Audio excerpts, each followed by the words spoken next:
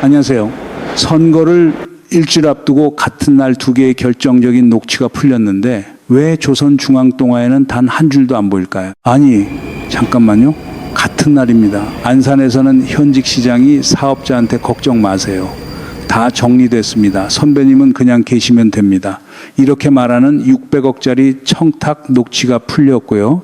같은 시점에 서울에서는 오세훈 캠프 안쪽에서 카드뉴스로 정원호 후보를 주사파로 만들어 대학생 커뮤니티에 뿌리는 친묵의 공유방이 잠입 취재로 통째로 까졌습니다. 두 사건이 같은 날이에요. 그런데 보수 주류 매체일면 어디에도 없습니다. 이걸 보고 다들 두 개의 부패 사건이라고 정리하실 텐데 오늘 제가 보여드리려는 건 좀 다릅니다.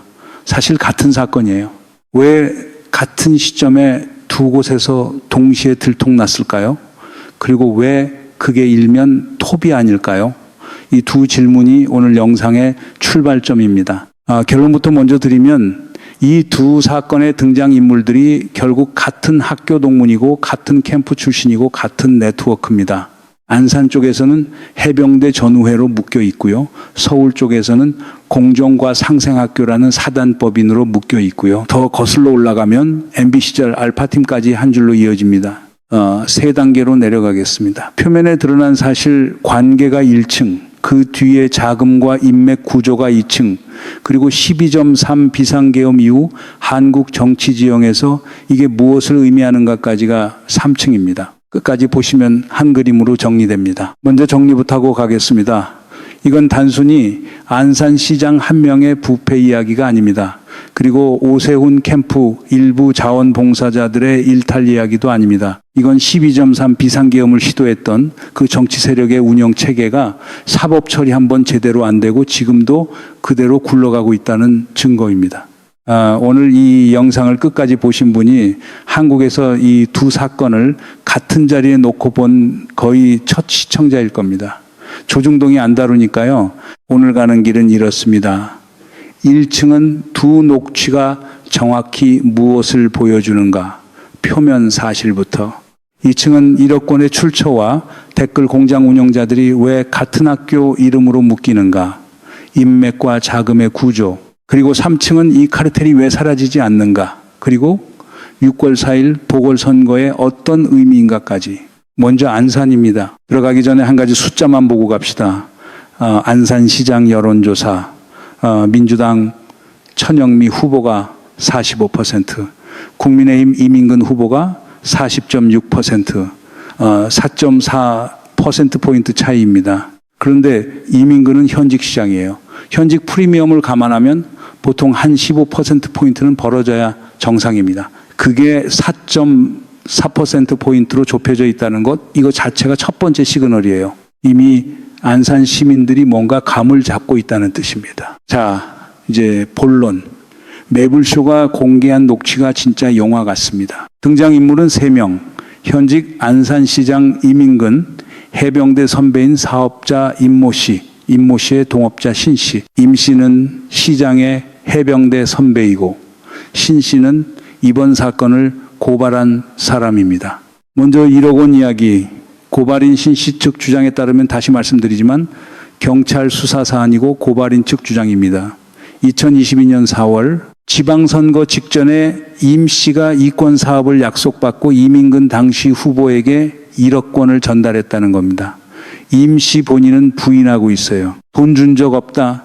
해병대 전우회 차원의 인사일 뿐이다. 이렇게 말한다고 합니다. 그리고 2016년 2월 이민근이 시장이 된 지금 결정적인 녹취가 나옵니다. 안산시 공공하수처리시설 관리대행 용역 규모 671억 원. 임 씨가 이 사업을 따려고 시장한테 직접 전화를 합니다. 정책실장방에 가서 얘기 좀 해야겠다고. 그러자 이민근이 이렇게 답해요. 다 해결했으니까 선배님은 굳이 만나실 필요 없다. 다 해놨다. 종민이하고도 다 우리 편한 사이거든요. 그러니까 선배님은 그냥 계시면 됩니다. 이게 그대로 녹음돼 있습니다. 현직 시장이 사업자한테 그냥 계시면 됩니다. 한국 정치사에서 자주 보는 워딩이 아닙니다. 그런데 이게 실패해요. 무대지가 더 코믹합니다. 심사위원풀에서 당일 추첨으로 7명을 뽑는 구조였는데 미리 꽂아둔 7번 위원이 그 시각에 샤워 중이었다고 합니다. 전화를 못 받은 거예요. 그래서 8번 위원이 들어가고 청탁이 어긋난 겁니다. 조조가 적벽에서 동남풍 하나를 기다리듯 이민근 측은 7번 심사위원 전화 한 통을 기다린 건데 그 동남풍이 안 분 거죠. 이때 녹취가 또 풀립니다. 임 씨가 죽으려고 그래. 야, 이거 쪽팔려요. 라고 하니까 이민근이 저도 선배님 쪽팔려요. 답합니다. 그리고 그 다음에 즉석에서 보상안이 나와요. 그러면 약품 응집제, 그건 내가 넣을 거야. 600억이 날아가니까 즉석에서 약품 납품권을 제한하는 장면이 그대로 녹음되어 있습니다. 현직 시장이 사업자한테 쪽팔리다고 말하는 통화 자체가 한국 정치사에서 보기 드문 장면인데 그 다음에 즉석 보상까지 나오니까요. 결정적인 게 한 가지 더 있어요. 다음날 시장 정무비서 전모 씨가 직접 임 씨한테 텔레그램을 보내서 그게 무슨 약품이냐고 정확하게 물어봅니다. 응집제라는 답이 오니까 내일 연락드리겠다고 답하고요. 정무비서가 직접 움직였다는 건 시장 개인의 즉흥 약속이 아니라 시청 시스템 차원의 응대였다는 뜻이에요. 여기에 한 가지 더 깔려 있습니다. 입찰 공고가 나기 직전에 안산시 상하수도 사업소장이 한 단계 승진해서 그 자리로 갔어요. 국장급. 그 사람도 해병대 출신입니다. 보직 세팅을 먼저 해놓고 입찰을 띄운 거예요. 그런데 이 1억 원이 어디서 왔는지가 두 번째 사건과 정확히 연결됩니다. 이제 서울로 가봅시다. 같은 날 뉴스타파가 또 한 건을 풀었어요. 잠입 취재 영상입니다. 들어간 기자는 뉴스타파 최정 기자. 과거에 리박스쿨 잠입했던 그 기자예요. 들어간 곳은 이름부터 흥미롭습니다. 오세훈 캠프 SNS 동지 자원봉사 침묵의 공유방. 이름이 침묵의 공유방이에요. 자기들이 이미 한 번 걸려봤다는 걸 안다는 뜻이죠. 운영자가 누구냐? 전모 씨라는 분인데 이분이 김문수 캠프 때도 정확히 똑같은 작업을 한 그 운영자예요. 그때 김문수 캠프가 만들어 살포한 카드뉴스 평택의 준우 아빠, 안성의 준식이 아빠가 이재명 후보를 비판한다는 그 시리즈, 그 톡방을 굴린 사람이 이번에 오세훈 캠프에 와 있는 겁니다. 사람이 안 바뀝니다. 노하우 가진 사람이 계속해요. 작업 방식은 단순하지만 정교합니다. 정원호 후보 비방 카드 뉴스, 짧은 쇼츠, 색깔 공세 콘텐츠를 캠프 안에서 제작하고요. 톡방 참여자들이 각자 자기 SNS와 대학 커뮤니티에 살포하는 방식입니다. 핵심 표적은 대학생 커뮤니티 에브리타임이에요. 가입자 840만 명. 거기 대학별 게시판이 있습니다. 그 중에서도 정원호 후보 모교인 서울시립대 게시판 그리고 한양대 게시판이 우선 표적이었어요. 선배 정원호를 후배들이 어떻게 생각하나 이런 동문 시각을 위장한 콘텐츠로요. 자랑스러운 선배라고 볼 수 있을까요? 이런 카드 뉴스를 다 캠프에서 만들어서 뿌린 겁니다. G라인 김선동 전직 국회의원이고 현재 오세훈 캠프 조직 본부장 그리고 고정균 총괄 두 사람이 핵심입니다. 뉴스타파가 확보한 녹취에는 정원호 후보를 주사파로 규정하고 그걸 카드 뉴스로 만들어 살포하라는 지시 워딩이 그대로 담겨 있다고 보도됐어요. 안파는 자원봉사 동지방인데 실체는 카드 뉴스 제작 공장입니다. 양머리를 걸고 개고기를 파는 거죠. 그리고 잠입 취재 자체가 좀 영화 같은 장면이 있었어요. 운영자가 최정 기자한테 혹시 뉴스타파 아니냐고 물어봤다고 합니다. 본업이 뉴스타파인 사람한테 뉴스타파 아니냐고 물어보는 장면, 진실은 늘 코미디로 먼저 오는 것 같아요. 그런데 이 공정과 상생학교라는 게 그냥 무명의 사단법인이 아닙니다. 여기까지 듣고 많은 분들이 이렇게 정리하실 거예요. 결국 안산은 부패한 현직 시장 하나 잡힌 거고 서울은 캠프 일부 자원봉사자들의 일탈이구나. 이렇게 따로따로 봐주시는 게 정확히 그쪽이 원하는 결론입니다. 그래서 한 단계 더 내려가야 합니다. 세 가지가 동시에 풀려요. 첫째, 1억 원의 출처, 고발인 측 주장은 이렇습니다. 임 씨가 그 1억을 집에 있던 돈으로 그냥 준 게 아니라 여기저기서 마련했다는 거예요. 계좌이체 흔적이 여러 군데 남아있을 가능성이 제기됩니다. 그리고 결정적으로 이 2022년 지선 당시 국민의힘 공천자들 사이에서 중앙당에 누가 돈을 걷고 다닌다는 소문이 돌았고 그 돈이 김건희 측과 연관됐다는 소문이 같은 시점에 돌았어요. 매불쇼는 이 1억의 흐름이 그 헌금 시스템의 일부일 가능성을 제기하고 있습니다. 다시 강조드립니다. 경찰 수사로 확정될 영역이고 현재는 의혹 단계입니다. 둘째, 공정과상생학교의 정체, 이게 핵심입니다. 명태균 사건에서 오세훈 시장 여론조사 비용을 대납한 혐의로 기소된 김한정 회장. 그 김한정 회장이 만들어 운영한 사단법인이 공정과상생학교예요. 그리고 오세훈 캠프 댓글 작전 지휘부 2명, 김선동 본부장과 고정균 총괄 이 두 사람이 이 학교 총장 출신, 자문 출신으로 확인된다고 보도됐습니다. 즉 오세훈 캠프의 댓글 공장 지휘부와 명태균 사건 핵심 인물이 같은 사단법인 안에서 손이 닿아 있다는 거예요. 셋째, 이 계보가 어디까지 거슬러 올라가느냐.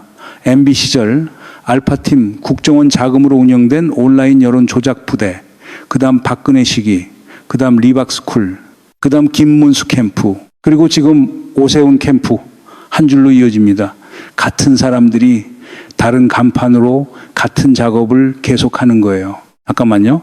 같은 사단법인 출신 두 사람이 캠프 댓글 작업을 지휘하고 그 사단법인 운영자는 명태균 사건으로 기소돼 있어요. 이게 우연이라고 생각하십니까? 자, 여기서부터 진짜 구조 분석으로 들어갑니다. 세 가지 축으로 정리할게요. 첫 번째 축, 자금. 1억 원이 단순 뇌물이라면 임 씨가 자기 집에 있던 1억을 그냥 가방에 넣어서 줬을 거예요. 그게 안 걸리는 방법이니까요. 그런데 고발인 측 주장에 따르면 임 씨는 여기저기서 돈을 마련했다고 합니다. 계좌이체 흔적이 다수 남는 방식으로요. 왜 굳이 그렇게 했을까요? 그 돈이 임 씨 개인의 청탁 자금이 아니라 더 큰 자금 흐름의 일부로 흘러 들어가야 했기 때문이라는 합리적 의심이 가능해집니다. 같은 시점에 돌았던 22년 공천 헌금 시스템에 임 씨가 자금을 끌어다 댄 모양새가 되는 거예요.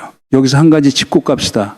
왜 이 의혹이 22년에 이미 돌았는데 검찰은 지금까지 손도 안 댔을까요? 같은 검찰이 이재명 대통령은 야인 시절에 몇 시간씩 조사하지 않았습니까? 같은 검찰이에요. 의혹의 무게가 작아서 손 안 댄 게 아닙니다. 손을 댈 의사가 없었던 거예요. 두 번째 축, 인적 네트워크. 이게 가장 중요합니다. 안산 쪽을 보면 해병대 전우회가 운영 체계의 뼈대예요. 사업자 임씨, 시장 임인근, 상하수도 사업소장 3명이 모두 해병대로 묶여 있습니다. 사업소장은 입찰 공고 직전에 한 단계 승진해서 그 자리로 보직 이동했어요. 5급에서 4급으로 올려서 입찰을 관할하는 부서장 자리에 앉힌 거죠. 이게 우연일 수가 없습니다. 서울 쪽을 보면 공정과상생학교가 같은 역할을 합니다.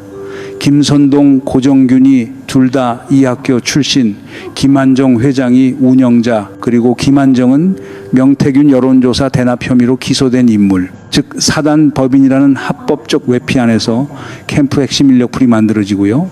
같은 풀에서 다음 선거에 작전 지휘부가 다시 뽑혀 나오는 구조입니다. 선후배정으로 시작했다가 이익 앞에서 결국 의리가 깨지는 것, 결리망의 깰리왕이. 한국 부패의 가장 오래된 공식이죠. 600억이 날아가자마자 임 씨가 시장 면전에서 욕을 퍼붓고 시장은 거기서 약품, 납품권을 즉석 보상으로 던지는 그 장면, 정확히 이 공식 그대로예요. 세 번째, 축 운영 체계 그 자체. 이 카르텔이 6월 4일 보궐선거에서 무엇을 노리고 있을까요? 누가 이득을 보면은 이 그림이 완성되는가, 그 질문을 따라가 봅시다. 전국 단위에서 보수가 밀리는 흐름은 12.3 이후 정착됐어요. 그런데 광역단체장 보궐, 그리고 기초단체장 거점만 일부 가져가면 2017년 대선 전까지 보수 진영이 재집결할 거점을 확보할 수 있습니다. 안산 같은 수도권 거점, 도시시장직, 그리고 서울이라는 수도. 이 두 자리는 단순한 자치단체장 자리가 아니에요. 다음 라운드를 위한 보급기지입니다. 그래서 안산에서는 600억 청탁으로 자금 회수 채널을 열어두고요. 서울에서는 댓글 공장으로 여론 채널을 열어두는 거예요. 한쪽은 돈줄, 한쪽은 말줄. 같은 카르텔이 두 종류의 인프라를 동시에 깔고 있는 겁니다. 이 패턴 처음이 아니에요. 22년 지선 공천 헌금 시스템 의혹, 24년 총선 명태균 여론조사 대납, 26년 보궐 댓글 공장과 600억 청탁. 같은 사람들이 같은 구조를 반복합니다. 판이 깨진 게 아닙니다. 판이 원래 이렇게 깔려 있었던 거예요. 그리고 한 번 더, 12.3 비상계엄 그날 밤 그 명령체계 어디선가 움직였던 사람들이 지금 다 어디로 갔을까요? 일부는 재판을 받고 있지만 운영체계와 인맥 푸른 사법처리 한 번 없이 그대로 보존되어 있어요. 사람 몇 명을 기소하는 게 카르텔을 해체하지는 못합니다. 이 지점에서 한번 멈춰봅시다. 12.3은 그날 밤에 끝났다고 다들 생각하시잖아요. 국회에서 표결이 통과되고 군이 물러나고 대통령이 탄핵되고 그렇게 끝났다고. 그런데 진짜 12.3은 그 사람들이 만들어둔 운영체계가 한국 정치에서 사라지는 그날 끝나는 겁니다. 안산 600억 청탁과 오세훈 캠프 댓글 공장은 그 체계가 지금도 살아서 호흡하고 있다는 증거예요. 비유 하나 들어보겠습니다. 조선 후기 매간매직 구조를 한번 떠올려 보세요. 돈을 내고 관직을 얻고 그 관직으로 다시 돈을 거두어서 그 다음 단계에 관직을 또 사는 구조. 22년 지선에서 헌금을 내고 시장직을 받았다는 의혹이 사실이라면 그 시장직으로 600억 청탁 채널을 만들고 그 채널의 일부를 다시 다음 라운드로 흘려보내는 그림이 정확히 매관매직 구조 그 자체예요. 21세기 한국 지방정부에서 조선 후기 만국의 풍경이 재현되고 있다. 이게 과장입니까? 녹취가 다 깔려 있어요. 그리고 한 가지 더 말씀드릴게요. 역사가 반복되는 게 아닙니다. 그 시스템을 운영하는 사람들이 안 바뀐 것뿐이에요.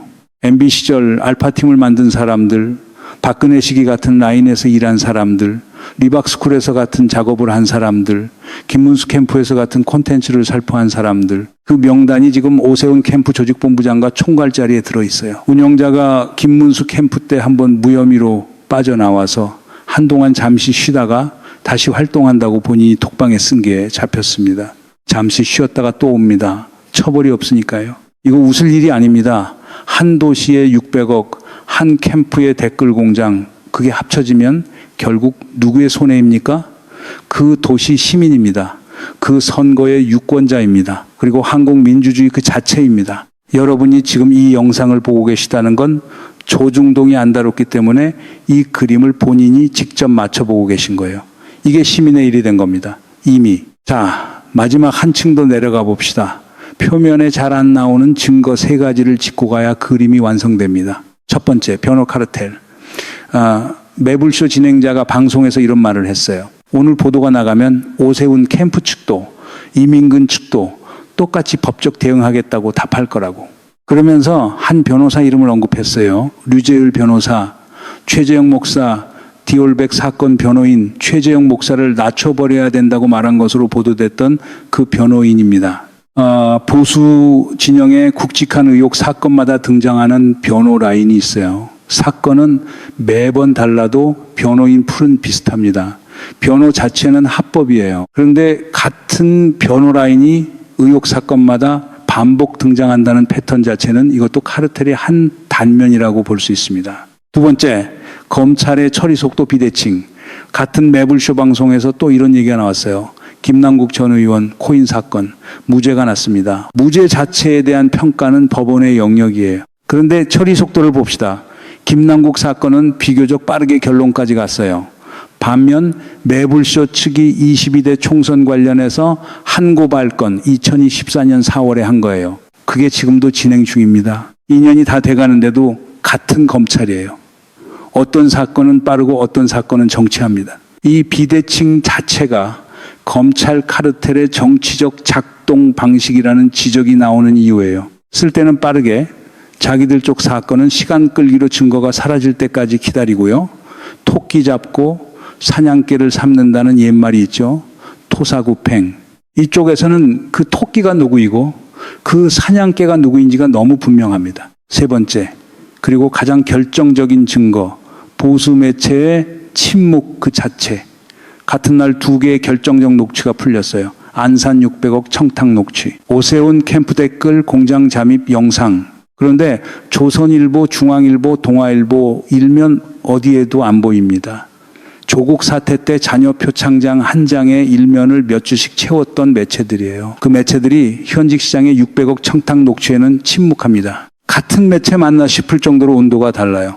이 침묵 패턴 처음이 아닙니다. 명태균 사건 초반에도 12.3 직전 경고 신호들에도 정확히 같은 침묵으로 처리됐어요. 침묵의 일관성 자체가 정렬의 증거입니다. 그리고 한 가지 결과 전망, 6월 4일 보궐 결과가 어떻게 나오든 이 카르텔이 자동으로 사라지지는 않습니다. 처벌받지 않은 시스템은 다음 선거에 또 와요. 김문수 캠프에서 무혐의로 빠져나온 그 운영자가 이번엔 오세훈 캠프에 와 있는 것처럼요. 자, 처음으로 돌아갑시다. 영상 시작할 때 제가 던진 질문이 있었죠. 왜 선거를 일주일 앞두고 같은 날 풀린 두 개의 결정적 녹취를 보수 주류 매체가 일면 톱으로 다루지 않을까요? 이제 답이 보이실 겁니다. 그 매체들이 다루는 순간 그동안 무엇을 침묵해 왔는지가 같이 드러나기 때문입니다. 침묵이 곧 자기 보존이에요. 그래서 결국 이 두 사건의 그림을 맞춘 건 시민입니다. 매불쇼와 뉴스타파라는 두 매체의 보도가 풀렸고요.